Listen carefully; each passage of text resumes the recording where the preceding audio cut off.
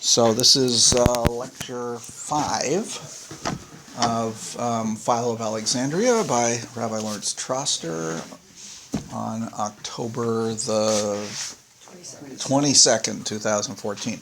Okay, so today we've looked at his life, we've looked at him as a politician and what he thought about politics, primarily by looking at his work dealing with the famous embassy to Gaius Caligula, and then what came about. Just as a reminder, essentially what happened was that Claudius, after Gaius Caligula was assassinated and Claudius took over as emperor, Claudius basically affirmed the traditional rights of the Alexandrian Jews, but did not extend them the full citizenship rights that they wanted. He tried to make everything go back to the status quo. But, as I mentioned, the tensions remained and ultimately led to the riots and wars which destroyed the community within 80 years of Philo's participation of the embassy. What we're going to look at for the next couple of weeks is Philo as an exegete, a biblical commentator. And this is where the vast majority of his work lies, in attempting to interpret the Hebrew Bible. Hi, Sam, how are you? Come on, we're just starting. Primarily, he does most of his commentary on the Torah itself, less so on the rest of the Hebrew Bible. The text that he had in front of him was a version of the Septuagint. As you will see, his version of the Septuagint doesn't always 100% agree with the standard version, which is quite interesting. He is trying to do two things. A number of his works, as I mentioned, are attempts to explain the Bible to, it would appear, non-Jews. In other words, trying to tell them the stories and put them in the best possible light and interpret them in terms that the educated Greek of Alexandria would understand. Then there are ones where he is a lot more philosophical and appears to be more internal for an elite audience of Jews who are, like him, deeply immersed in Greek philosophy, trying to understand it really as a text of deep, deep meaning. Now, he was not the first to do this.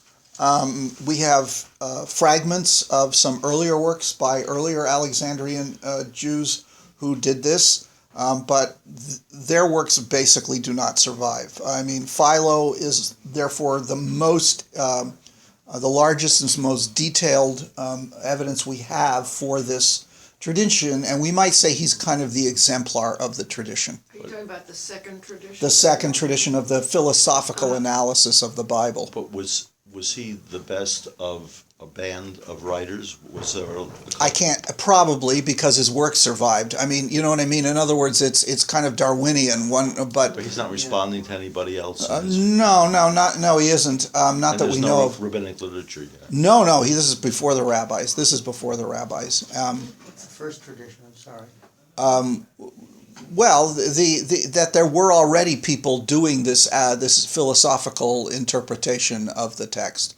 And the interpretation of biblical texts, of course, started back in the 5th century BCE with the first public reading of the Torah as we know it, when the Torah begins to be translated into vernacular languages.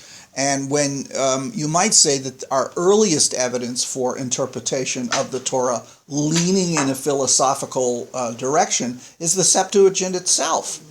The Septuagint itself is not only a translation, probably based on a different manuscript tradition than the Masoretic text. We know that's for sure, actually, and we found parts of that or other Hebrew text at Qumran. But the Septuagint is also is an interpretation in the sense that it, in some of the later books like Esther, it adds things to fill in gaps, but also even in the earliest layer of the Septuagint, which is the Torah itself, there is a tendency towards reducing anthropomorphisms to get away of the idea of talking about God having a body or being, maybe we can have the door shut, Sam, kind of reducing the mythological elements in the Torah. How is that a Greek influence? Because that's what the Greeks were doing with their myths. In other words, there came a time in Greek civilization where educated Greeks didn't believe in the myths. But texts like Homer, the Odyssey, the Iliad, and the works of Hesiod were considered akin to sacred scripture for them. So they began to interpret them philosophically, to say this is not to be taken literally. These are allegories of other truths. And so that allegorical tradition of interpreting text predated Philo by centuries, and that's the methodology that was adopted by the Alexandrian Jewish exegetes to interpret the anthropomorphisms and mythological elements that are found in the Hebrew Bible. They were doing the same thing, and again, you can see it in not as extensive forms, but just the way the Septuagint occasionally translates things. It's a tendency to downplay that and to lift up certain philosophical concepts that were current at the time. You can see it if you go through the Septuagint, you pick out certain passages, you can actually see this happening. Notably in the first chapter of Genesis, where the Hebrew says Ruach Elohim in the second verse of Genesis, it can be translated as a wind, but they specifically translate it with the word for spirit. In other words, they make a definite choice that this is the Spirit of God. There's other things like that that show up, which that do that. And what's interesting is you'll see sometimes that process goes a little further in certain other manuscripts of the Septuagint. Later manuscripts later traditions of the Septuagint actually went even further than that. And we'll show you one particular example because it's one that Philo had in front of him that we can tell. So the use of allegory was what was done. And when you think about it, what does allegory do? First of all, it treats the text as something more than what it says.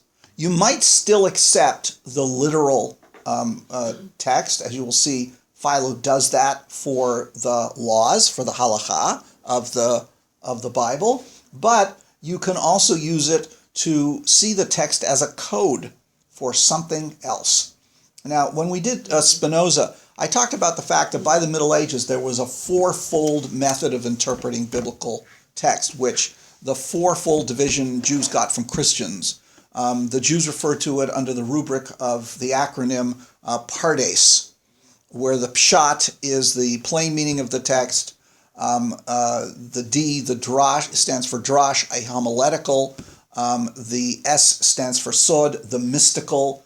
By the Middle Ages, probably the Kabbalistic interpretation of the text. And the R stands for remez, which means hint. That's the allegorical. And you see it at work in Maimonides, for example, in the entire first part of the Guide of the Perplexed.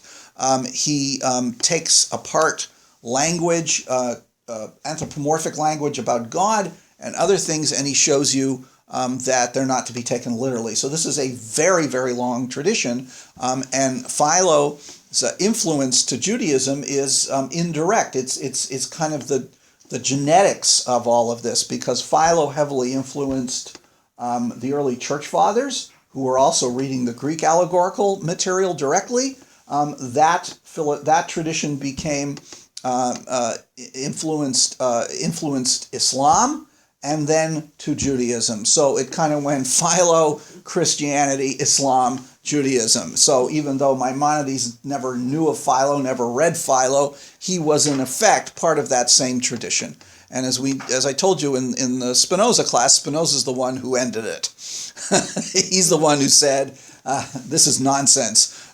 Read the text within the context of the text itself. Don't do all this ridiculous, in his view, interpretation. So what we're going to first of all is look at a few short passages so you can see what he's talking about, because he addresses this directly in a number of his works about what he's doing and that sort of thing. Yeah, Sam. So it was Philo who said that? Or no, it was Spinoza who said what you just said. Yeah, if Spinoza said this whole interpretive tradition is nonsense. So what kind of tradition did he use? Well, remember, he went back, he's the beginning of modern biblical analysis, to try and understand the text as it was when it was written, rather than a later interpretation of it. Okay? It's still an interpretation. Though. Yes, but he was trying to get back to the original intent of the authors, which is really what modern biblical critical analysis does, was to really say, okay, when it was written, what did it mean? But that meaning is very different as to, what did the rabbinic tradition think it meant, right? Like the best example I can give you is when it says, do not cook a kid in its mother's milk. What the heck does that mean? It's mentioned 3 times in the Torah. It doesn't explain at all why. It doesn't explain the details of it or anything of that sort. So the rabbinic tradition turns it into the whole separation of milk and meat in the kashrut laws, right? Maimonides tries to understand it as a polemic against idolatry. I mean, there's all kinds. That's just one pretty obvious example. But what did it actually mean? Well, to tell you the truth, we don't really know. That's part of the problem. We honestly don't know why it's there. Okay, and what is it talking about? Okay, that's the way it goes. Okay, so let's take a look at his first. I did send you out a couple of times this material. If you need it, anybody doesn't have it. I don't have it. Lecture 4 material. The exegete. Turn to page 612.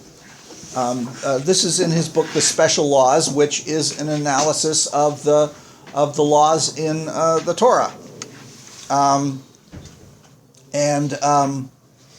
If you take a look, 612, number 178, he is talking about things about modesty and various other things. But take a look. Suzanne, you want to begin? And this is the cause. And this is the cause which is often mentioned by many people.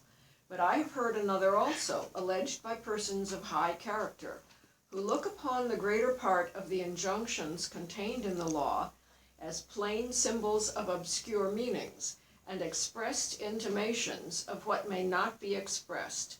And this other reason alleged is as follows. So he's saying there are those who say these laws are only there for as philosophical code. So now he's going to explain it. There are 2 kinds of soul, much as there are 2 sexes among human relations. The one a masculine soul belonging to men, the other a female soul as found in women. The masculine soul is that which devotes itself to God alone as the Father and Creator of the universe and the cause of all things that exist. But the female soul is that which depends upon all the things which are created, and as such are liable to destruction, and which puts forth, as it were, the hand of its power in order that in a blind sort of way it may lay hold of whatever comes across it, clinging to a generation which admits of an innumerable quantity of changes and variations, when it ought rather to cleave to the unchangeable, blessed, and thrice happy divine nature. And therefore, That's a hell of a sentence. Yeah, and he goes on. He's referring to a law in Deuteronomy chapter 25, verse 12, that says if a woman grabs hold in a fight of a man's private parts, she should have her hand cut off. So he is using that as explaining it as an allegory. And in 179, he actually does understands it as a allegorical. But notice he makes the difference between male and female souls. This is from right out of Plato. Okay, the idea that somehow women have a different kind of soul that does not that tends to focus on earthly things as opposed to men's souls, which can work on divine things. This kind of prejudice or dualism between male and female, where the female represents the body and the male represents the soul, really got absorbed into the Western tradition in Christianity. To some similar extent in Judaism, not as harsh, but really is one of the ways in which it really caused Western thinkers to actually think that women were intellectually different, therefore inferior to men, because they were represented body and men represented soul. So this is an example of the allegorical interpretation of a very obvious text in the Torah. Okay, let's take a look at another one on page 368. I really don't understand what he's saying in 178. Why? What don't you understand? I don't understand what. I just the sentence is too long for me.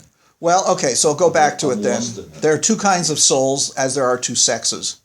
Right? One is masculine, that's the male soul. Okay, yeah. One is feminine. And so the masculine soul devotes itself to God alone, right? In other words, clear. okay, the female soul, he's in effect talking about it as the earthly material soul, and so it's and since matter is constantly being destroyed and recreated, it's changeable, as opposed to the divine, which is unchangeable and pure spirit, right?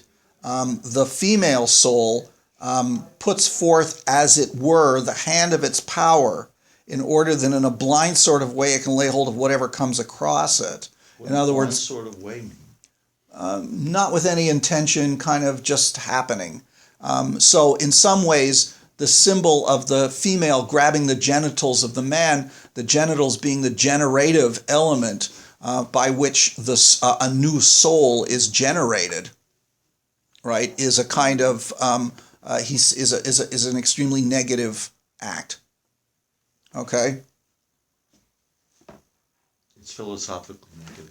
Well, it causes it's not- it causes it's not the a physical it causes the assault. pure soul what it would say that you as a man have this male soul which should be devoted to the divine, but your material self is constantly grabbing onto it and dragging it down, so to speak, and preventing you from focusing on what you should be focusing on, and therefore you are more likely to indulge in material and bodily behavior rather than in divine contemplation. But the role of the woman here is that It's not the woman; it's the female soul. It's the female soul. The female soul represents the material, the body, the flesh. So is there any female soul in a man? Well, we're all embodied in flesh, right? So in a certain sense, it's not the soul per se. In other words, the female soul is strictly fleshy and bodily. It's not connected to. spiritual. It's not spiritual. Exactly. But within each person, you have both struggling. Exactly. That's the- Exactly. But the women don't have the possibility of it, whereas the men do. Okay. At the bottom of the page, it's got this little reference, 17 Deuteronomy. Which page are we on? Same 6, page, 12. very bottom. Yeah, No. that's the law. Deuteronomy 25:12. Okay, now, is there anything above where it says 17? No, 17 is the note that goes down to the bottom. You see? Usually there's a reference someplace in the body of the. Yeah, Yeah, right there. that's There it, must right? be a That's 17 somewhere. no. The 17 is right on 179, Yeah, 2 lines Right above. there. the just bottom. above the bottom. Right after where it says the law commands. Where do you see Very that? See 179 right at right above where it says Deuteronomy. Yes? Second Oh, line I from the see, bottom. I see. Okay. Okay, but so what we just referred to The law about cutting off the hand of the woman. Yeah, in other words, this is a long. I only gave you part of the discussion. Okay. In other words, the discussion actually begins in one previous page in 169 about women not behaving modestly. I see, okay, Okay. thank you. So in other words, he's taking these laws which seem to be against immodest behavior of women, and he's going into this philosophical analysis of it. Okay, turn to page 368. This is from his book on dreams, which is the philosophical analysis, I think, of Joseph's dreams. If you go to number 39, yes, 39, he's talking here about Isaac's, it's really about passages in Genesis 29:35, which is about Isaac digging for wells. Okay, that's the plain story. He quotes it up above. Okay, and so number 39. Irma, do you want to read that? Perhaps, therefore. Yeah, perhaps therefore some petty cavilling, thank you, critics will imagine that all this statement about the digging of the wells is a superfluous piece of prolixity on the part of the lawgiver. Okay, in other words, some people think, again, why does this, who cares about this? This is sort of trivial stuff if the Torah is so important and divine laws and all. Why is Moses telling us about digging of wells? Right? Go on. But those who deserve a larger classification, being citizens not of some petty state, but of the wide world, being men of more perfect wisdom, will know well that the real question is not about the four wells, but about the parts of the universe that the men who are gifted with sight and are fond of contemplation exercise their powers of investigation, namely about the earth, the water, the air, and the heavens. So we don't have to go further into this, but the point is it's not about wells. Mm-hmm. Yeah. Okay? It's about the nature of the universe of the four wells are symbols of the four basic elements of the universe: air, fire, earth, and water. Okay?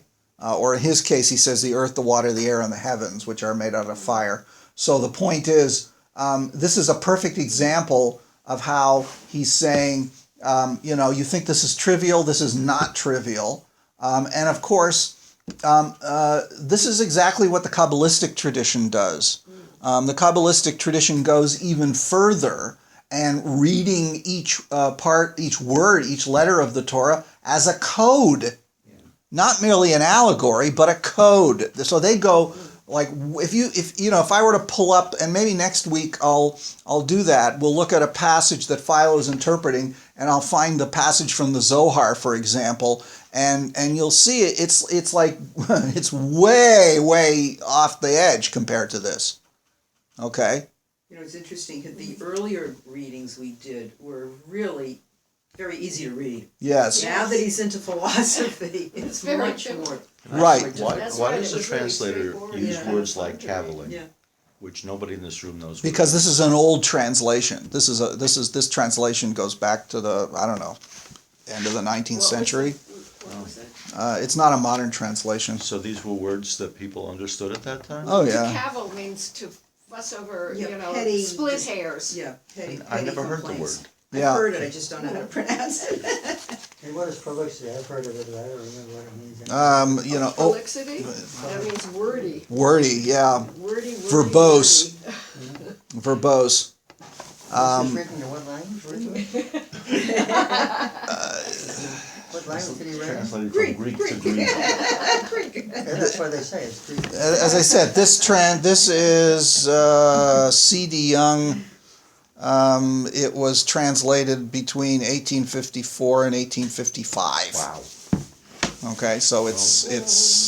it's a little dated. a little dated in terms of English. Okay, I can understand Lincoln. all right. Yeah, but Lincoln wasn't Wasn't- writing philosophy. All right, let's turn to page 190. Read Dickens, you probably. Yes, Come yes, upon that's some true. of these words. That's true. Turn to page 190. This is no, wait a minute. Yeah, this is from the confusion of tongues. Wait a minute, did I get the wrong page? No, sorry, page 251, sorry. Yeah. 251. 251. This is about the book this is the section where he's interpreting the Tower of Babel story. So if you turn to page 251, number 190, which is on the right side in the middle. Stephen, you want to read that? Okay. This now is our opinion upon an interpretation of this passage. But they who follow only what is plain and easy think that what is here intended to be recorded is the origin of the languages of the Greeks and the barbarians, whom, without blaming them for perhaps they also put a correct interpretation on the transaction, I would exhort not to be content with stopping at this point, but to proceed onward to look at the passage in a figurative way, considering that the mere words of the scriptures are, as it were, but shadows of bodies, and that the meanings which are apparent to investigation beneath them are the real things to be pondered upon. There you go. There it is. Again. That's Plato. The Yeah. shadows of reality. Yeah, exactly. And don't forget, I think I once said that Philo was part of the Neoplatonic. He's in fact not. Neoplatonism is after Philo. He's part of what's called Middle Platonic. In other words, it's after Plato, but it's before the Neoplatonists. And Alexandria was a real center of what's called Middle Platonism, which means he's reading Plato. I mean, that's the primary person he's reading. He knows Aristotle too, but he's really, really reading Plato. As you'll see, one of his main sources for anything regarding creation is Plato's Timaeus, which is the most important cosmological work that Plato wrote. So that's what this is, exactly. And notice he says, the origin of the languages of the Greeks and the barbarians. That's very interesting because the Greeks always divided, everybody who spoke Greek was a Greek, no matter what their ethnic origin was, and everyone else was called a barbarian. Now, the term doesn't mean what we usually mean it to mean. It just means that somebody who spoke a tongue that was not Greek, because to the Greeks, everybody else's language sounded like bar, bar, bar, bar, bar. In other words, it sounded vulgar and not elegant and eloquent like Greek. What's interesting is the Alexandrian Jews divided the world into Jews, Greeks, and barbarians. Okay, in other words, they didn't just do it into Jews and Gentiles, but they wanted to, again, it shows them that they're kind of between the Greeks and the barbarians, which is, so to speak, they're an intermediate group. And, I mean, they saw themselves as equal to the Greeks, and they saw themselves as superior to the Greeks. But nonetheless, they accepted the Greek division of the world, but put themselves as a special category, higher up, so to speak. What's the word for Egypt?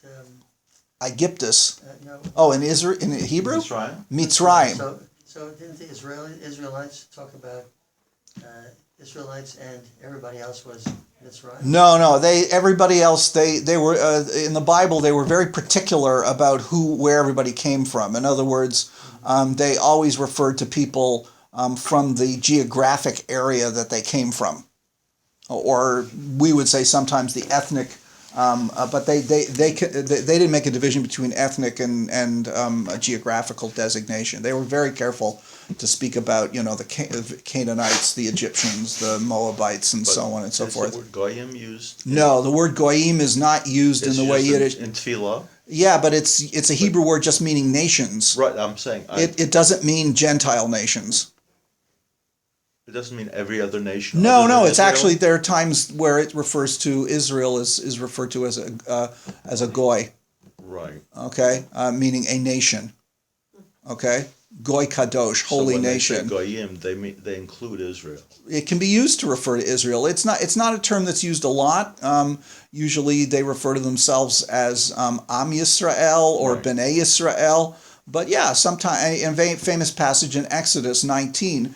God says that they should become a mamlechet kohanim v'goy kadosh, a kingdom of priests and a holy nation. But I always thought when they use goyim in the plural, that it's the same as the way the Greeks use barbarian. No, absolutely not. Absolutely not. That was my impression. No, that term, Maybe that's it's the way Yiddish uses it that way, but biblical Hebrew does not. And Yiddish uses it derogatorily.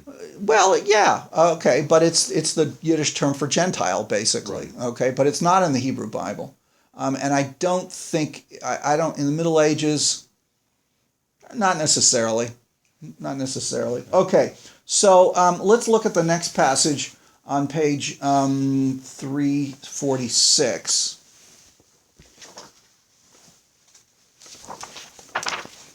This is about when Abraham and Sarah changed, go from Avram and Sarai to Avraham and Sarah. So this is number 60, which is down the left side of the page. Okay, Sam, you want to pick it up? For it is said in the scripture.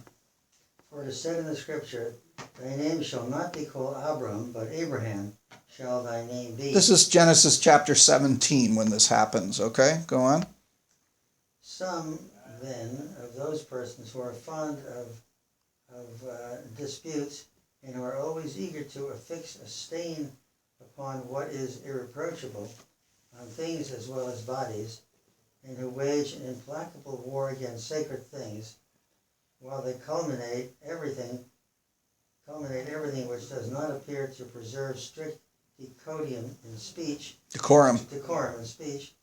being the symbols of nature which is always fond of being concealed, perverting it all so as to give it a worse appearance after a very accurate investigation, do specifically find fault with the changes of names. What he's talking about here are people who are looking at the Bible in a Hebrew Bible in a negative way and are picking at it to find things that they think are stupid. Okay? In other words, people, he may be referring to Jews, by the way, or Gentiles, but people who are mocking the stories of the Hebrew Bible as being stupid and not interesting and with no intellectual content and so on and so forth. Again, he is in some ways, when he's writing philosophy and trying to show the Bible as having deep and serious meaning, this is a great deal of this is apologetic. It's a way of saying, we are just as sophisticated as you. In fact, our scriptures are deep and better than your stupid stories of the gods. You know what I mean? And so on. We'll read the next one, 61. And it is only lately that I heard an ungodly and impious man mocking and ridiculing these things, who venture to say, surely they are great and exceeding gifts which Moses says that the ruler of the universe offers, who, by the addition of one element, the one letter alpha, is a superfluous element. And then again, adding another element, the letter rho, appears to have bestowed upon man a most marvelous and great benefit. For he has called the wife of Abram Sarah instead of Sarah, doubling the rho and connecting a number of similar arguments without drawing breath and joking and mocking. He went through many instances. So here's an example. Again, I don't know whether this is a Jewish person or not, right? Who is mocking the fact, and notice it's using the Greek understanding of the change of names rather than the Hebrew, that, what a wonderful, unbelievable thing. God would go to this trouble to change somebody's name by the addition of a letter, right? So trying to point out how absurd these things are, and Philo is defending this and trying to understand this and give sophisticated interpretations to show you that this is not stupid and childish and superficial. All right? Yeah. I happened to read a section, I don't know where it was, where he explained what determines the sex of a child. Uh-huh. I thought it was hysterical. Yeah, why? It depends on the morality of the father. Okay. He knew it depended on the father. But it depended on his morality. Well, that was because it was a common idea that the child, in fact, was engendered within the father. That the sperm was, in other words, they didn't know about the female egg. She was just a vessel. She was the field on which the seed is sown. Okay? So, and in fact, by the Middle Ages, I don't know how far this goes back, the idea was the sperm, in fact, has its origin in the male brain, and then goes to the genitals, and that's where the soul is put into it, because the sperm is is the actual human being in miniature. Right. So if the man has the right mind and the moral character, that will influence the character of the homunculus in the sperm. And will produce a boy. Yeah, if done in the right way. Yes, absolutely. That's what I got. Yeah, How absolutely. did they know about sperm? Well, they knew about it. They knew about sperm. Well, how They, did I'm- they had to wipe up too. No, they knew about people. They knew about ejaculations. They knew that so that there was really liquid, but how did they Yeah. know there were little sperms? they didn't. They didn't. But it was referred to as seed. In other words, they understood that a woman could not get pregnant without, or animals could not get pregnant. And in other words, they knew very well that there was that the sperm was.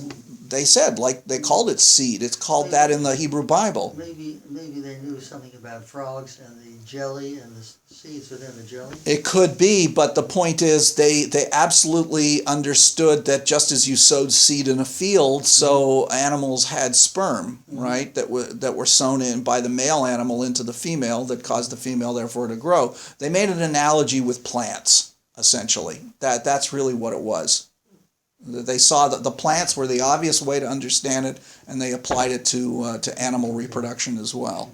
It was, in fact, when the microscope was invented and people actually looked at sperm under a microscope and saw these little things swimming around, that affirmed them in their belief that there is that it's alive, and therefore the human in miniature, and so on and so forth, until more sophisticated understandings developed.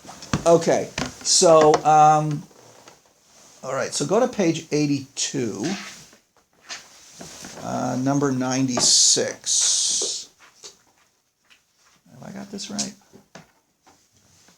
I don't know. I seem to have something wrong here. There's not a 96. No. I've got it wrong on husbandry. All right, I got the page wrong here. Hang on. Let me just find out where it is.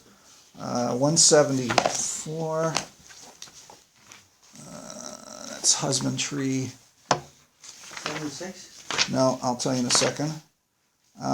Turn to page 182. Sorry, left out a 1.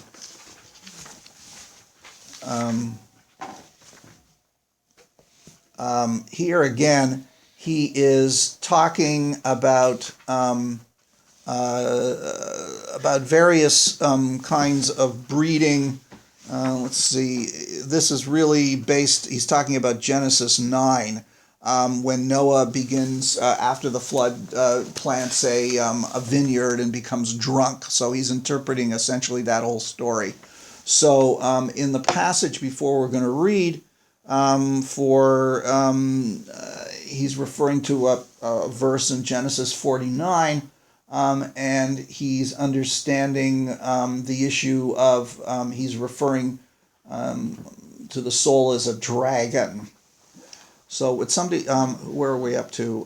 Suzanne, I guess it's your turn again. Page 182, number 96, and these things thus expressed. And these things thus expressed resemble visions and prodigies.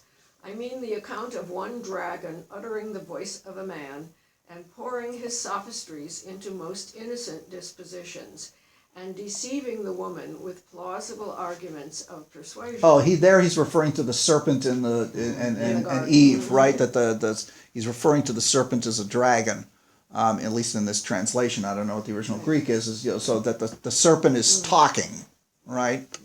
Go on. And of another becoming a cause of complete safety to those who looked upon it. That's referring to the image of the fiery snake during the Moses. story with Moses that stopped a plague of scorpions, okay, or fiery serpents. Go on. Okay, but in the allegorical explanations of these statements, all that bears a fabulous appearance is not got rid of in a moment, and the truth is discovered in a most evident manner.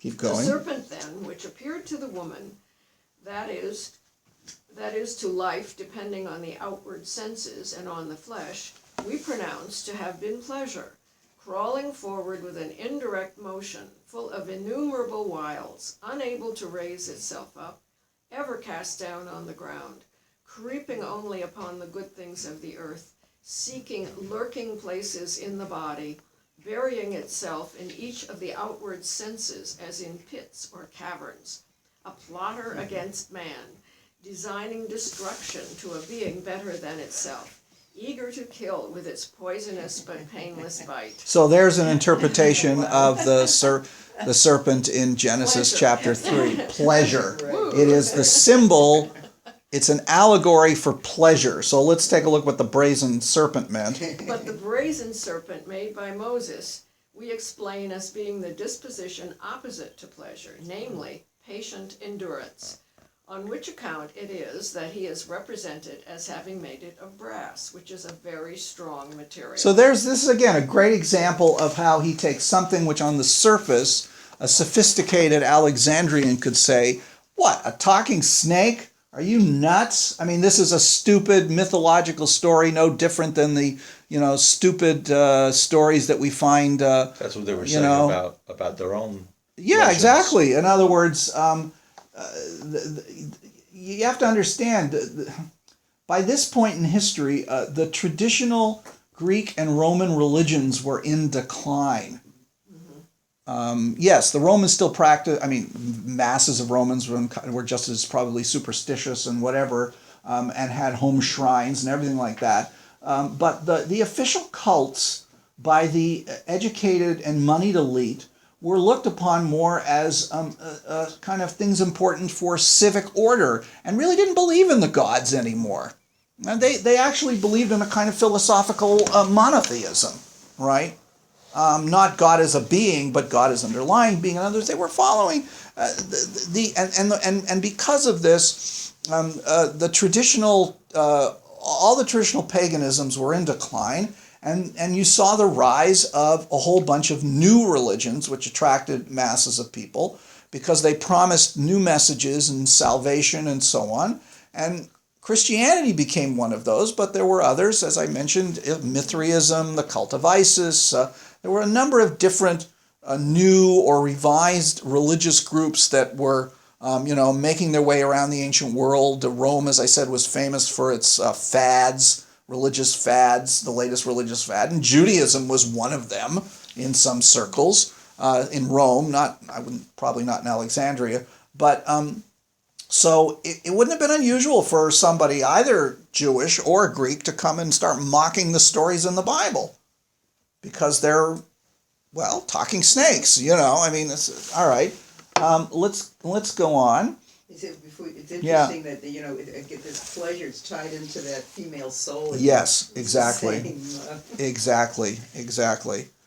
female language.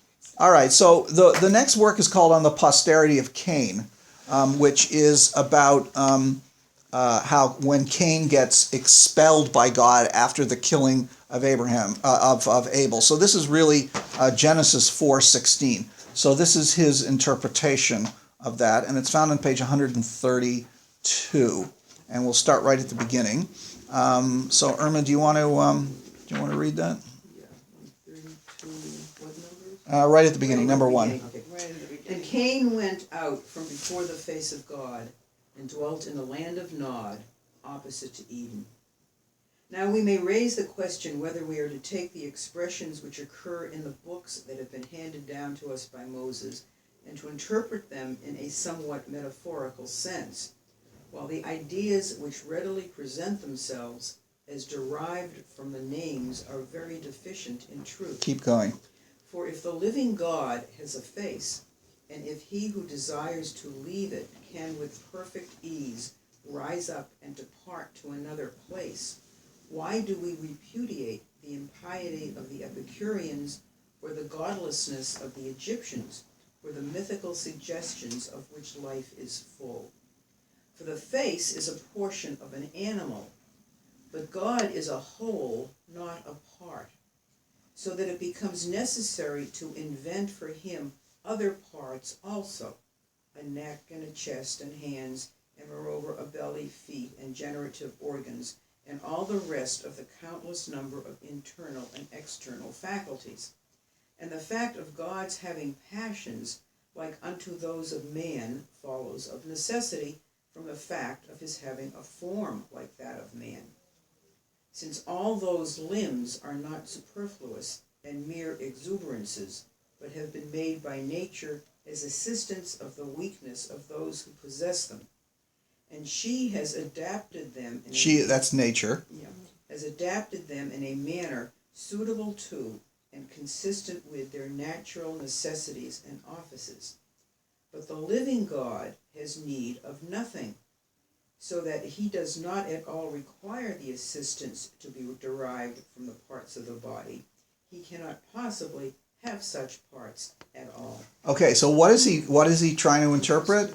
The face of God. The face of God. In other words, what does it mean, the face of God? Maimonides does exactly the same thing in the guide, right? He takes expressions found in the Bible which seem to refer to bodily parts of God, face, hand, foot, arm, and he interprets to show that they are metaphorical. And that's what Philo's doing here. He's saying God can't have a face, because if God has a face, God has a form. And if God has a form, then God is limited. And God is not limited, therefore God cannot have a body. Maimonides says exactly the same kind of thing. This becomes a very long philosophical tradition to reinterpret the anthropomorphisms of the Bible to be understood metaphorically or allegorically. Okay? All right. Let's do... Okay. Let's go to page 219.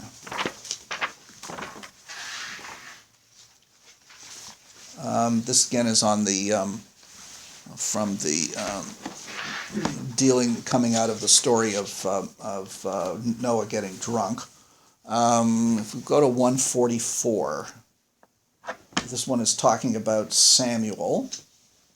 All right. Stephen, you want to read it?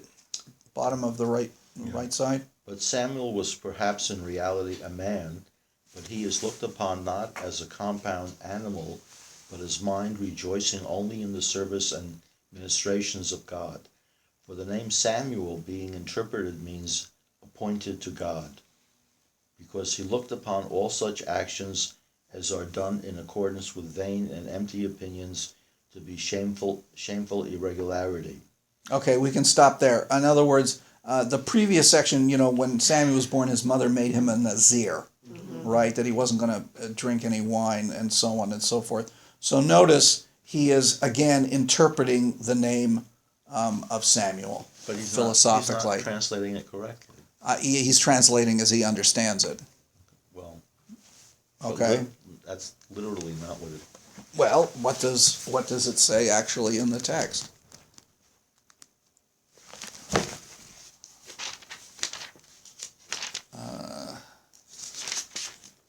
She said, she named him Samuel, meaning I asked the Lord for him. Right. Okay? With Shaul Me'el, asked of God. Okay? That's how she understood. Not Shema? No.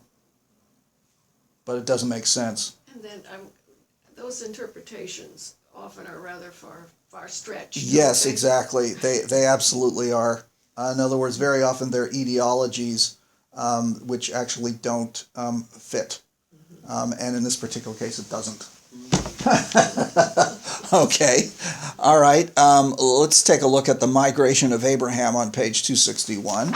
This is, of course, the story of, starting off where, Genesis 12, where Abraham leaves Haran and, heads towards the land of Canaan, right? Because God tells him to.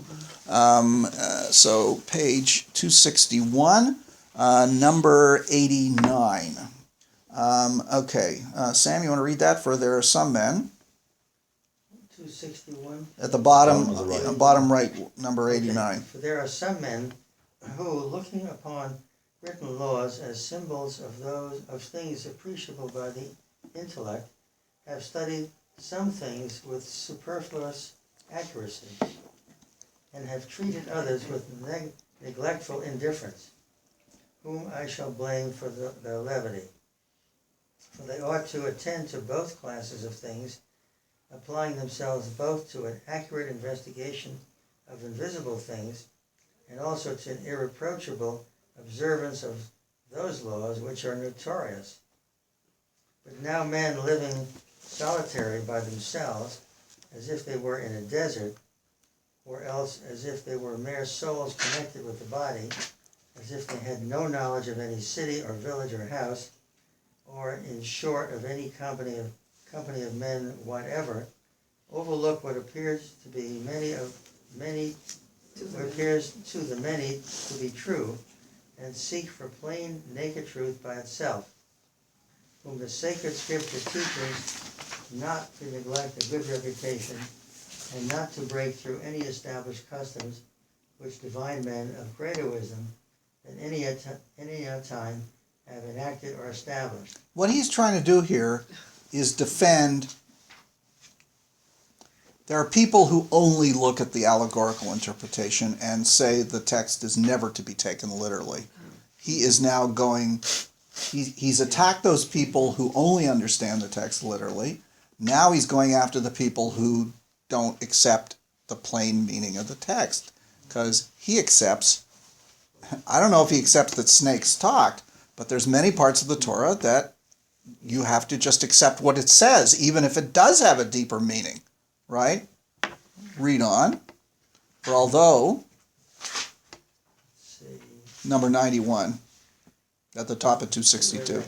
For although the seventh day is a lesson to teach us the power which exists in the uncreated God, and also that the creature is entitled to rest from his labors, it does not follow that on that account we may abrogate the laws which are established respecting it, so as to light a fire, or till land, or carry burdens, or bring accusations, or conduct suits at law, or demand a restoration of a deposit, or exact the repayment of a debt, or do any other of the things which are usually permitted at times, which are not days of festival. So that's the point. You may understand the meaning of the Sabbath, but that doesn't mean you aren't supposed to follow the laws. And by the way, you get here a little sense of what the Sabbath meant to him, right? What you're not allowed to do on Shabbat, according to Philo. He's giving you a few examples.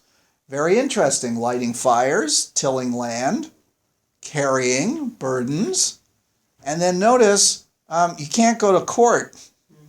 You can't go demanding, debt repayment. So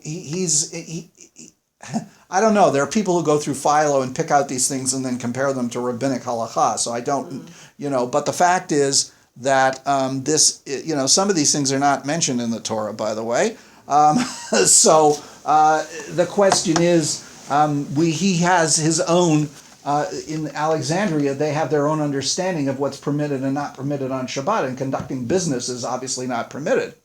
Now, where they got that from, that I don't know. I mean, there are more wiser people than I have gone through this stuff. Okay, go on. Keep reading, Sam. Nor does it follow because the feet... Sorry, turn this thing off.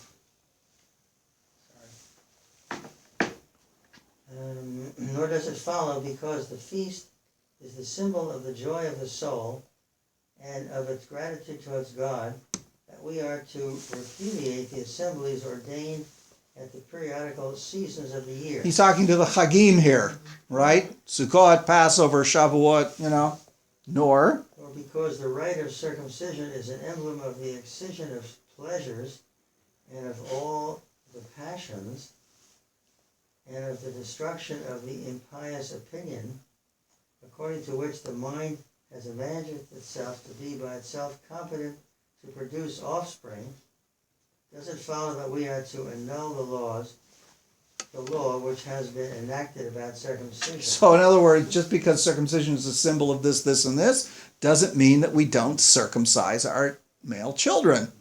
Go on. But it's not really meant, I mean, isn't that incorrect to him to say that it's an emblem of the excision of pleasures? Not according to the philosophical interpretation. I see. Okay. Okay, I mean, we know that it's the Torah says it's a symbol of the brit, but there's obviously, this is the philosophical interpretation of circumcision. Okay. But he says that doesn't mean that you don't do it. Go on. Since we shall neglect the laws about the due observance of the ceremonies in the temple, and numbers of others too, if we exclude all figurative interpretation and attend only to those things which are expressly ordained in plain words. So, yeah, again, he's also referring to the temple, which existed in his life and which Jews in Alexandria would go to and go on pilgrimage to and so on. Just read 93 now. But it is right to think that this class of things resembles the body, and the other class the soul. Therefore, just as we take care of the body because it is the abode of the soul, so also must we take care of the laws that are enacted in plain terms, for while they are regarded, those other things also will be more clearly understood, of which these laws are the symbols, and in the same way will escape blame and accusation from men in general. So he has a very interesting point here, that the laws, the laws which deal with physical things are like the body protecting the soul, right? So we should not only be involved in mystical things and philosophical stuff, we cannot neglect the laws themselves. This is very interesting because, of course, this became, again, a very common idea in medieval Judaism, which in unknown were the heirs to this idea. There's a very famous story in the Zohar that says, why is the Torah so special? If we wanted to, we could write a book that was better than the Torah. And it says, it says you have to understand it like a body. The stories are the clothes that decorate the body. The laws are the body itself, and then it talks about how the deeper meanings are the soul of it. So the true sort of depth of the Torah is not in the story and not in the laws, but about its mystical, deep meaning of it.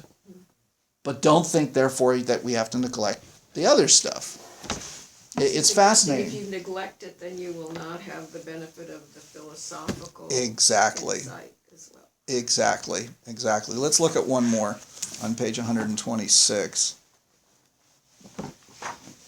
This is called "The Worse Attacks the Better." And I think it's about Cain and Abel. I mean, that's the basis of the treatise. And it's number 125, which is at the top of the left side. Suzanne, I think it's your turn. Okay. If therefore anyone is worthy to listen to the account of the creative power of God, he is of necessity joyful, and rejoices in company with those who've had a longing to hear the same. And in the account of the creative power of God, you will find no cunningly devised fable, but only unalloyed laws of truth firmly established. Moreover, you will find no vocal measures or rhythm, no melodies alluring the hearing with musical art, but only most perfect works of virtue, which have all of them a peculiar harmony and fitness. And as the mind rejoices, which is eager to hear of the works of God, so also does language, which is in harmony with the conceptions of the mind, and which in a manner is compelled to attend to them, feel exultation. Exultation. Right, so here again he is talking about these are not just fables. There's some really, really deep meaning to all of this that, for those who really want to study it and understand it, will bring you this great joy and understanding. And here he's he's talking a little bit about something that we've seen before, which he was, in a certain sense, a mystic, and experienced, not in a certain sense, he was a mystic. In other words, Philo was a many-faceted person, and we will hopefully in the last class or so look at a couple of his things where, I mean, he's already mentioned being out. Remember we talked about passages about his life where he likes to go off and contemplate, and sometimes he can't go out, so he's doing it inside while he appears to be doing normal things. This is the characteristic of a mystic. He says language feels exaltation. Yeah. Because there it is. It's in the language, right? So he's at the beginning of a long, long tradition of understanding the Torah as something more than what it is. It's not even a question of reinterpreting texts, understanding when it says keep the Shabbat, what does that mean? What does it mean? Don't, boil a kid in its mother's milk. He's in this tradition which is seeing the Torah as standing for more than what it says, even while he defends the surface meaning of it, especially when it comes, and this is where he's very Jewish, when it comes to what we would call halakha, right? The laws themselves. However deep we may go into this, that does not in any way abrogate the practices of being Jewish. Again, we're not really sure what that meant to him. So, everybody grab a Tanakh, because now we're going to look at his work, The Giants, which is one of his shorter works and is a great example in detail of the kind of thing we've begun seeing. But we have to look at what it is he is interpreting. Can I just ask you quickly? Yeah. You mentioned Pardas. Pardes. Pardes. Yeah. Did you say that was originally Christian? Yes, the fourfold designation was borrowed from the Christians. Again, it was something Jews were doing, but the idea of looking at it as a fourfold thing was first found in Christian exegetes, and then Jews took that and they applied it to this Hebrew word pardes. It means garden or orchard. It's actually a Persian word, and it first shows up in the book of Esther. And is it the school in Israel?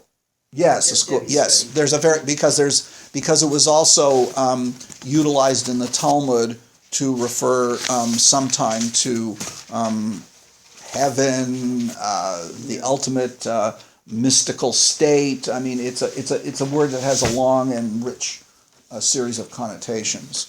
Okay, so I want to give you this one before we read it, so you've got it. Is this what you just Yeah. before? No. Yeah, I'm giving you something new. Okay. Thank you. Do you have one, Suzanne? No. It is Greek. It is Greek. We'll look at that in a minute. First of all, let's look at the Hebrew text. If you go to page 10, this is the beginning of chapter 6, which in fact which is the end of this past week's Parsha. Okay? Oh, I'm missing some pages. You're kidding. No, You don't have page 10? 10 to 13. Oh, okay. Well, you're going to need page 11, so grab, here's Irma's going to give you another one. Okay. So, Irma, do you want to read it? When men began to increase? When men began to increase on earth and daughters were born to them, the divine beings saw how beautiful the daughters of men were, and took wives from among those that pleased them. The Lord said, My breath shall not abide in man forever, since he too is flesh. Let the days allowed him be 120 years. It was then, and later too, that the Nephilim appeared on earth, when the divine beings cohabited with the daughters of men who bore them offspring. They were the heroes of old, the men of renown. Okay, so the word divine beings here literally means is literally B'nai Ha-Elohim, the sons of God, or the sons of the gods. You could take it in both ways. This is all Greek mythology. Well, this is long before the Greeks.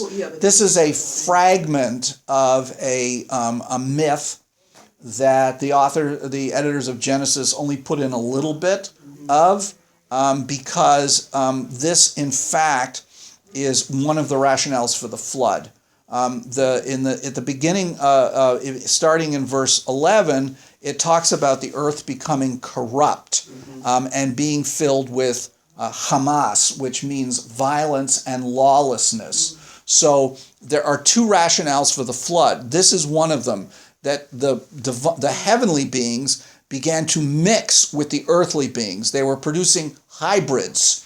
They were crossing the boundaries and categories of creation. They were mixing creation up, which is a way of unmaking creation, because creation is a series in Genesis 1 of the divisions of things into their proper categories. So this is a kind of ruining of that.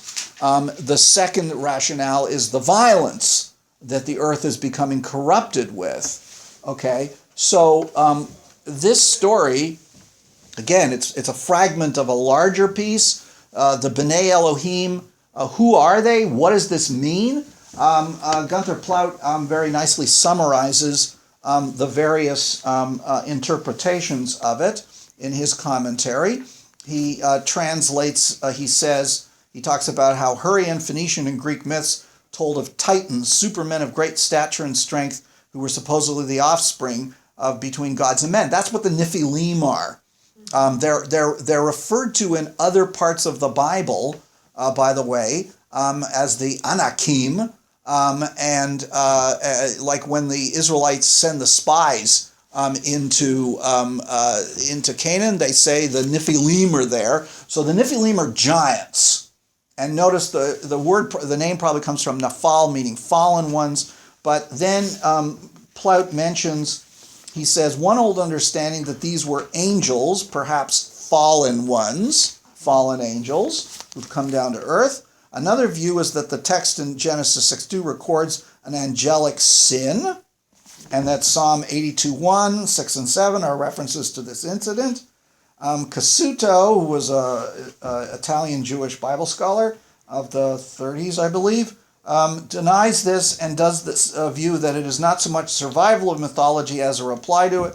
It's not a fragment. The biblical author disposes of a distasteful subject as quick as he can. Still, another interpretation takes divine beings referring to the descendants of Seth and takes human daughters to refer to the descendants of Cain. In other words, there's an attempt to demythologize this in some interpretations. Let me just find which one that was. That is Mendelssohn, interpreted that way, and Shimshon Raphael Hirsch.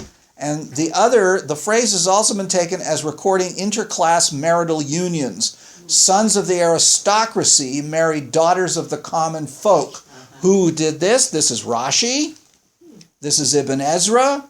In other words, in various midrashim, they are completely trying to take out the mythological element out of it.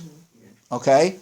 So that's a long, long tradition of removing the notion that this is an intermixing between heavenly beings and divine beings. I want to show you one other thing, which is why I gave you this page with the Greek on it, because this is on the basis on which Philo understood this. Now, when you take a look in the first passage in Greek, I have bolded the word "hu," or it's like "yo," "oi." "You" is it's kind of like almost "y," almost like "yo," "oi." Okay, in other words, it's "you." I don't even know how to pronounce "ui," but this means sons in Greek. Okay, it's the letter upsilon, right? And iota and what's the regular word for? Omega? No, not omega. That's not omega. It's the other word. There's two different O's in Greek. Anyway, Omicron. omicron. That's it. And so that is the Greek word for sons, and tu theou, meaning the sons of God. Okay, got that? Okay. Apparently, there's another manuscript tradition of the Septuagint that doesn't say sons, it says angeloi. agaloi, which means angels, which means messengers. Okay? So, in other words, what is this Greek, this different version trying to do? Take away the notion that God can have sons, physical sons, and that these are divine, that these are understood as agaloi. Okay? So this is the way Philo has it, by the way, because when you read his book, when you read it, that's the way he reads the passage in Greek. The upper or the lower? The lower. The angels. Somehow his version of the Septuagint, and this may have been a later, reworking of the it was a later reworking of the original. This is what he's reading. In other words, his version of the Septuagint is not always exactly the same to the standard Septuagint, the standard text. All right, this is why I wanted to give you this so that you understood it. Okay, so the work The Giants, therefore, which starts on page 152, is an entire work that is based on this passage that we just read. And it is divided into 4 parts. He begins with just a short introduction of the correlation of the just and the unjust. Then he talks about the difference between angels and daimons. I'm not going to say demons because there is, you can pronounce it demons, but I don't, but it doesn't mean demon the way we understand the word demon. It's a term used in Plato to refer to celestial beings. All right? And that's the way Philo always uses the term. And then the third part is fleshy concerns drive the divine spirits away. This is a philosophical and moral text about how if you get yourself too much involved in bodily pleasures, it will drive away the notion, the divine, the philosophical, the spiritual. You have to understand this is a civilization which saw the spiritual as being separate from the bodily. The difference, the radical, the dualism of body and soul. So it sounds like Maimonides, but I don't know if he saw the split, but he certainly Yes. talks about you must play down the body so that you can achieve a higher understanding. Yeah, I mean, but Maimonides is coming through the rabbinic tradition, which is not as what they called a hard dualism. Philo is more in the tradition of the Greek, which is really a hard dualism, a radical separation between the body and the soul. The rabbis also adopted this idea, or it's actually pre-rabbinic in the Jewish community, but they're not as hard about that separation. It's not so radical. Maimonides, being philosophical, leans towards a more strict separation of the body and soul, but even he doesn't go as radically as I think you'll find in Philo. Because Philo being more, Maimonides is reading Plato too, by the way, but he doesn't go as far because the rabbinic tradition isn't as dualistic. It is, but not quite the same. So that's the reason why celibacy is never part of the rabbinic tradition. But there are several stories in the Talmud about rabbis who don't have sex with their wives. Yeah, but they're the unusual ones. Yeah. Okay? And Maimonides himself, he's pretty ascetic, but he doesn't go the route that Christian ascetics do. In Maimonides' day, there's no Jewish monastic tradition, right? There's no Jewish celibates. In Philo's day, there was. In Philo's day, there were Jewish monastics, and there were Jewish celibates.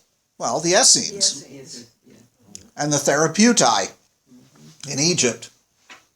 And Philo knows about the Essenes. He talks about them at one point, and he's got a whole treatise on the Therapeutai. So there is a monastic tradition in his day. that doesn't survive the wars with the Romans. Okay. Nazirim were not celibate or monastic. His tradition doesn't survive, so there are no Jewish celibates or monastics, right? No, but I mean, like Samson or something. Nazirs are not celibates. Right. They're ascetics. There's a difference between asceticism and celibacy. All right, not all asceticism is celibacy. There are forms of Jewish asceticism, and the rabbis were fairly ascetic in many ways, and so was Maimonides, and there's a very strong ascetic tradition in Judaism, but it doesn't go the route of celibacy from the time of the rabbis. Pre-rabbinic, yes. Yeah, Sam. Just a question on this handout. Yeah. So the what's missing is the English interpretation of the second. Yeah, I didn't put the English in. The point is the bolded speech there is the substitution for the bolded one above, where the old one says sons of, the one below uses the word angeloi. Angels. So does that make more sense? The angels? Well, the Hebrew says sons. I know. So this is an interpretation as to to remove it from the notion of a bodily being to a celestial being, right? And what's the source of that? Why would they do that? Because it's a midrash. In other words, all translations are interpretations, and one form of the Septuagint. We have to understand these. The Septuagint was probably, this is probably an ongoing thing that didn't necessarily. They treated it as sacred text, so they probably didn't change it very much. But there were some changes. Obviously, some people put into it, and this is the version that Philo's reading.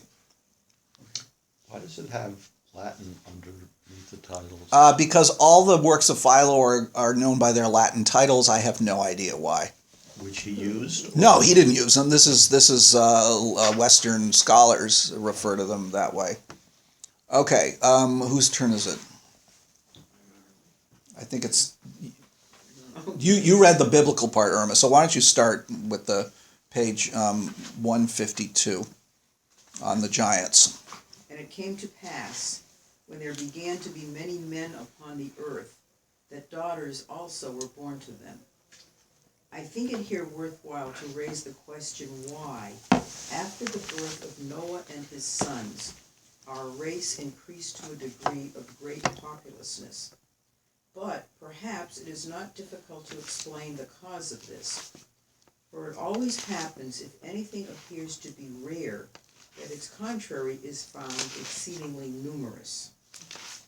Therefore, the good disposition of one displays the evil disposition of myriads, and the fact of those things which are done in accordance with art and science and virtue and beauty being few shows how incalculable a number of things devoid of art and of science and of justice, and in short, utterly worthless, lie concealed beneath. Okay, this is very interesting. He's taking the fact that it says when men begin to increase on the earth, daughters were born to them. Whereas if you look up earlier on in chapter 5, in the begats, it always refers to sons and daughters. So why are only daughters mentioned here? And why in the very end of chapter 5, it says Noah only begot sons. So Noah only begat sons, and then immediately it says daughters were born to them. So leaving aside the sons and daughters things for a moment, he is saying that when you have two things that are opposite to each other, the good is often rare and the bad is often numerous. So that's the daughters? Well, he's going to tell you, yes, he's going to say that. But for the moment, he's not making a point about sons and daughters. He's making a point about between opposites when he's talking about good and bad, right? So what's the good? Art, science, virtue, beauty. Think about how rare they are, he says, as opposed to those things that are devoid of science, And how Greek they are. devoid of art, devoid of justice, worthlessness. In other words, the good in the world is exceedingly rare, he says, compared to the bad things. Well, one could dispute that, but nonetheless, that's the way he sees things. That's Anthony, the speech for Julius Caesar's death. The good is buried in the bad. Evil that men do live after them, the good is often tarred with their bones. Right. So let it be with Caesar. I memorized those in grade 6, by the way, all the speeches. That's early. I still remember some of it. Okay, read on. Do you not see? Do you not see that in the universe also, the sun, being one body, by his shining forth, dissipates the thick and dense darkness which is shed over earth and sea? See that? In other words, there's only one sun, Right. but there's lots of darkness. Read on. With great propriety, therefore, the generation of the just Noah and his sons is represented as bringing into existence a great number of unjust persons. For it is by the contrary that it is especially the nature of contraries to be known. And no unjust man at any time implants a masculine generation in the soul, but such, being unmanly and broken and effeminate in their minds, do naturally become the parents of female children, having planted no tree of virtue, the fruit of which must of necessity have been beautiful and salutary, but only trees of wickedness and of the passions, the shoots of which are womanlike. So therefore, women represent the passions, the body, therefore the evil. So just as you had mentioned earlier, Stephen, you'd read ahead that a worthy man will have sons and an unworthy man will have daughters. He also mentions that Adam and Eve only had sons, Noah only had sons, Yes. Abraham only had sons. Yes. You're skipping ahead. Okay, so why don't you pick it up in number 5, on account of which... No, Irma, read just the next paragraph. On account of which fact, these men are said to have become the fathers of daughters, and that no one of them is said to have begotten a son. For since the just Noah had male children, as being a man who followed reason, perfect and upright and masculine, so by this very fact the injustice of the multitude is proved to be altogether the parent of female children. For it is impossible that the same thing should be born of opposite parents, but they must necessarily have an opposite offspring. So that's the difference as to why in the end of chapter 5 it says Noah only has 3 sons, and the beginning of chapter 6 it says the men increase and daughters were born to them. Magically. All right, Stephen, read on. And when the angels of God saw the daughters of men that they were beautiful, they took unto themselves wives of all of them whom they chose. There's the Greek verse that I gave you. He's not saying sons of God, angels of God. So he's not, because the regular Septuagint says sons of God. All right, read on. These beings... Which would imply that they were good. No, it's a technical term. It's a technical term. You'll just read. You'll see what he says. Those beings whom other philosophers call demons, Moses usually calls angels, and they are souls hovering in the air. There it is. Anytime you see in the Bible the word angel used, it is the same. It is a synonym for what the Greek philosophers called demons. And again, not demons as devils, demons as souls hovering in the air. Go on. And let no one suppose that what is here stated is a fable, for it is necessarily true that the universe must be filled with living things in all its parts, since every one of its primary and elementary portions contains its appropriate animals and such as are consistent with its nature, the earth containing terrestrial animals, the sea and the rivers containing aquatic animals, and the fire such as are born in the fire. But it is said that such as these last are found chiefly in Macedonia, and the heaven contains the stars. For those also are entire souls pervading the universe, being unadulterated and divine, inasmuch as they move in a circle, which is the kind of motion most akin to the mind, for every one of them is the parent mind. Read a little further. It is therefore necessary that the air also should be full of living beings, and these beings are invisible to us, inasmuch as the air itself is not visible to mortal sight. Okay, let's stop there for a second. I said we would go over a few minutes. You okay with going to 11:15? Okay. So notice he's making a very interesting point here. There are four basic elements to the world: air, fire, earth, and water. Just as water have creatures, earth has creatures, fire. There was this belief that certain creatures literally were born in fire. Notice he says they're only found in Macedonia. I don't know why. I'm sure that I didn't look up what's behind this, but nonetheless. Well, it's far away. Far to the north, But anyway, I'm sure if I looked it up in here, he's probably got a note on it. But then he says the heavens have the stars, and for him, this is true even in the Bible. The stars are living creatures of great intelligence. They are celestial beings. They are part of the heavenly court. It's in the Bible, and the Greeks believe that as well. And they are perfect. They're as close to God as a being can get, because they're made of no matter whatsoever, and they move in a circle. They didn't know about the real motion of the stars, but to them the stars appear to be moving in a circle. The sun moves in a circle, is also a divine being, and so they are perfect. Then he says the air has to have beings. If all other parts of creation have living creatures, so must the air. And just as the air is invisible, so these creatures are invisible. Could they use a different word for air and wind? No. In Greek? But how did they know there was air? They knew there was air. I don't know whether they. Wind is just another form of air. Well, that's how you know there is air. Right. That's how they know there is air. They know that there is a substance that we are required to breathe in to survive. It moves things. It has a. They know that we need to breathe something. I'm sure, because when somebody stopped breathing, they died. Yeah. So if someone is choking you, you're not getting air. They knew that. All right. Why don't you read a little further? Since what? So we're 10? Since what shall we?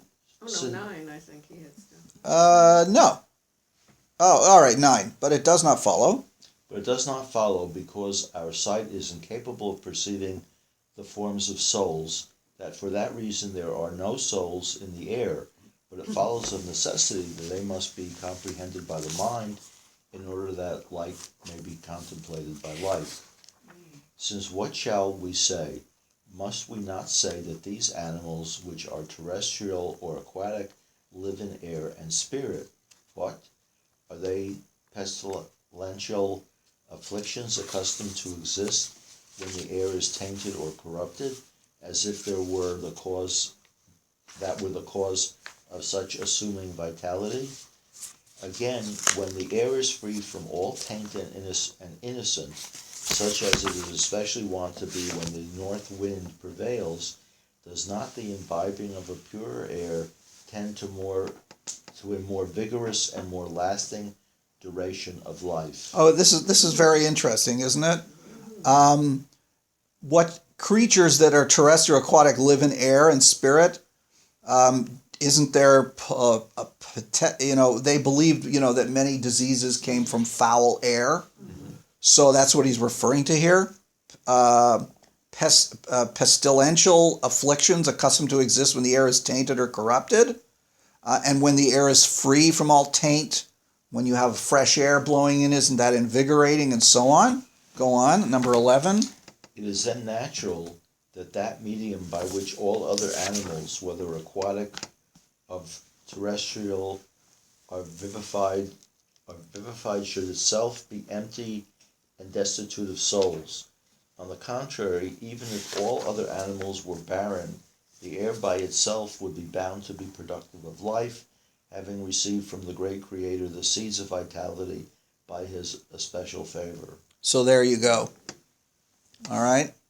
So he's trying to prove to you that it's quite reasonable to assume that there are these invisible creatures living in the air, which are called demons. Could have Or made soul- it, or he's souls. back to the mating Souls. with. Yeah, he refers to them as souls. I'm looking at the Greek here. Is Moses' custom? Yeah, I mean here in the Greek is daimonos, is demon. Okay, and the word for souls is psyche, where we get our word psyche, right? Okay. Sam, you want to pick it up at number 12? Some souls, therefore, have descended into bodies, and others have not thought worthy to approach any one of the portions of the earth. And these, when hallowed and surrounded by the ministrations of the Father, the Creator has been accustomed to employ as handmaidens and servants in the administration of mortal affairs. So therefore, he says, some souls go into bodies, which is what we've got. Others don't, and act as agaloi, messengers, because that's what the word agaloi means. It's a direct translation of the Hebrew malach. Malach means messenger, but it's the term most used in the Bible for angels. There's a direct correlation between the two. It's an exact translation. So some souls go into bodies, some of them remain as God's servants to do what God wants. Messengers. Administration of mortal affairs. Yes, exactly. I'm not sure what that means. What do angels do? They come down, they give us messages, they tell us stuff to do. In other words, they're acting on behalf of God. And as we know, in the Bible, very often when the angels speak, they're speaking with the voice of God. There's no division between the voice of the angel and the voice of God. There are numerous instances of that. Sometimes they don't speak that way. Read on. And as they have descended, And they, having descended into the body as into a river, at one time are carried away and swallowed up by the voracity of a most violent whirlpool, and at another time, striving with all their power to resist its impetuosity, they at first swim on the top of it, and afterwards fly back to the place from which they started. Does that mean leaving the body? yeah, he's giving here a little parable that some souls are carried away by the body and completely subsumed in it, while others are not so, are able to maintain their distance from the body, and when they are released from the body, go back to where they started. Read on, you'll see what he means. These, then, are the souls of those who have been taught some kind of sublime philosophy, meditating from beginning to end on dying as to the life of the body, in order to obtain an inheritance of the incorporeal and imperishable life, which is to be enjoyed in the presence of the uncreated and everlasting God. Uncreated and everlasting God. Yeah. Stop there. So those who are philosophers, who meditate, they die, so to speak, as to the life of the body. They don't care about the body. They are, in order to obtain an inheritance of the incorporeal and imperishable life, which is to be absorbed in the presence of the uncreated and everlasting God. This is the mystical experience of the soul, as it were, separating from the body, almost like dying, in order to be in the presence of God. So he's not talking about after death. No. He's talking about a mystical experience. Yes, he is. He's talking about a mystical experience. About those who, if they study philosophy, they go they go understand the depth of the philosophy. This is Plato. The soul studies philosophy. Well, the person's soul becomes the ruler of the body. This is pure Plato here. And they end up with this mystical experience, being in the presence of God. This is the ultimate mystical quest that is found in most Western mysticisms. Read on, but those which are swallowed up in the whirlpool are the souls of those other men who have disregarded wisdom, giving themselves up to the pursuit of unstable things, regulated by fortune alone, not one of which is referred to the most excellent portion of us, the soul of the mind, but all rather to the dead corpse connected with us, that is, to the body, or to things which are even more lifeless than that, such as glory, money, offices, honors, and all of the things which, by those who do not keep their eyes fixed on what is really beautiful, are fashioned and endowed with apparent vitality by the deceit of vain opinion, which they had in those days as well. yes, exactly. So this is where those who are swallowed up by the whirlpool are the ones who are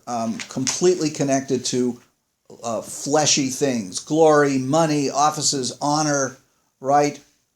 This is the deceitful thing. This isn't the true quest of wisdom and depth and understanding of the world. Does this mirror Kohelet or conflict with it?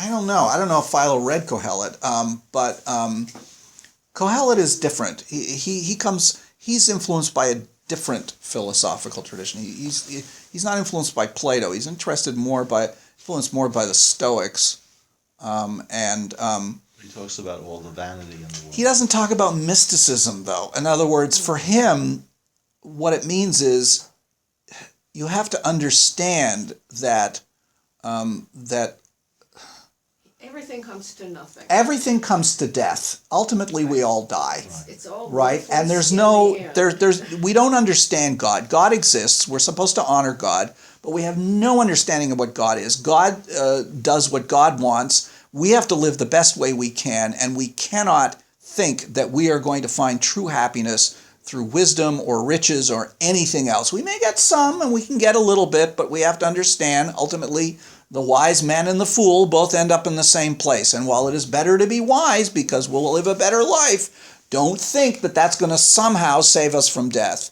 Or somehow, the author of Ecclesiastes knew about these new ideas about the afterlife, which was that we had a soul and a body, and that when we die it goes up to heaven.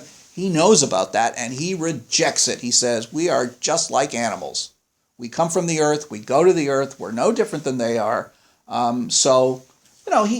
comes to a little bit, he's often accused of coming to a hedonistic philosophy. Not quite. He says, enjoy life while you can, because, it's going to come to an end, and especially when you're young, because when you get old, you're not going to be able to enjoy the same things. But he doesn't have any sense of mysticism, any of that kind of thing. Nothing like that. He doesn't believe in a soul. He is very conservative in that respect, in believing the old biblical idea that the body is it. That's all. He doesn't believe in a soul? No, he doesn't believe in a soul. Kohelet. I'm sorry. Kohelet does not believe in a soul. Ecclesiastes, definitely not. All right, let's just read a little bit further. Whose turn is it? 16. Okay. If therefore you consider that souls and demons and angels are things differing indeed in name, but not identical in reality, you will then be able to discard that most heavy burden, superstition. But as men in general speak of good and evil demons, and in like manner of good and evil souls, so also do they speak of angels, looking upon some as worthy of a good appellation, and calling them ambassadors of man to God, and of God to man, and sacred and holy on account of this blameless and most excellent office. Others, again, you will not err if you look upon as unholy and unworthy of any address. And the expression used by the writer of the psalm in the following verse testifies to the truth of my assertion, for he says, he sent upon them the fury of his wrath, anger and rage and affliction, and he sent evil angels among them. These are the wicked who, assuming the name of angels, not being acquainted with the daughters of right reason, that is, with the sciences and the virtues, but which pursue the mortal descendants of mortal men, that is, the pleasures, which can confer no genuine beauty, which is perceived by the intellect alone, but only a bastard sort of elegance of form, by means of which the outward sense is beguiled. Stop there. What he is in effect saying here is, there is no such thing as an evil demon. He doesn't believe in demons the way we understand the general term devils. They don't exist for him. That's superstition. One of the fascinating things about Philo is, unlike most people in his world, he didn't believe in devils/demons. He didn't believe in magic. He was against what we would call superstition, which is totally contrary to what most people believed. And so for him, he's interpreting this verse in Psalms, which Psalm 77:49, where it talks about wicked angels. Let me go there very quickly.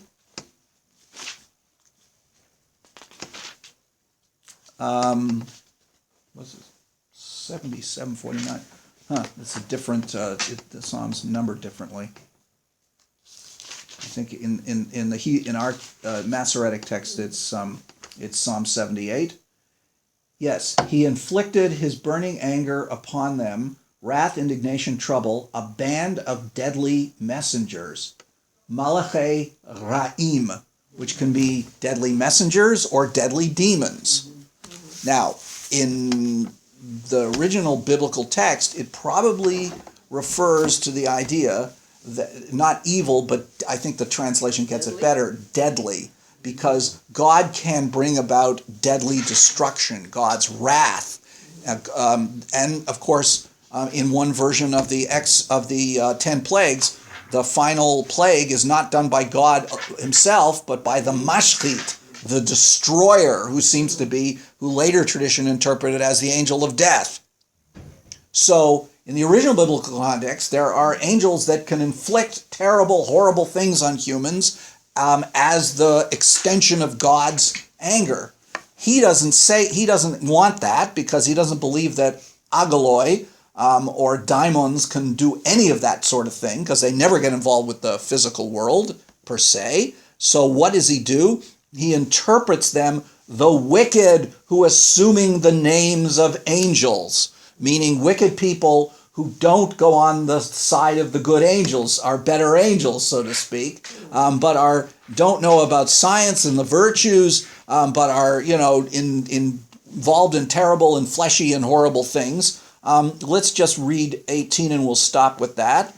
And they do not. And they do not all take all the daughters in marriage, but some of them have selected some of that innumerable company to be their wives, some choosing them by sight and others by the ear, others again being influenced by the sense of taste or by the belly, and some even by the pleasures below the belly. Many also have laid hold of those the abode of which is fixed at a great distance, putting in action various desires among one another. For of necessity the choices of all the various pleasures are various, since different pleasures are established in different places. So notice he's already now established the idea that daughters here really means the things, the fleshy pleasures that will lead you to spiritual destruction. That's where he's going with this. That's where he's going with this. This is a pure philosophical interpretation of this story. Did he ever get married and have children? I have no idea. There's no indication he ever was married in any of his writing. There's no indication he had any children. He never experienced love. Or he himself was a celibate. I mean, there's a possibility, because when he speaks about the therapeutai and he speaks of them in great admirable terms, it's evident he was there. He was in that community. Whether he stayed there for a long time or a short time, we don't know. But my feeling is that he probably never got married. I mean, his brother did. His brother had 2 sons. The point is, in his day, to become a celibate philosopher even in the Jewish community of Alexandria, was not perhaps not an unusual, not a contrary to what people thought was all right. Okay, we're going to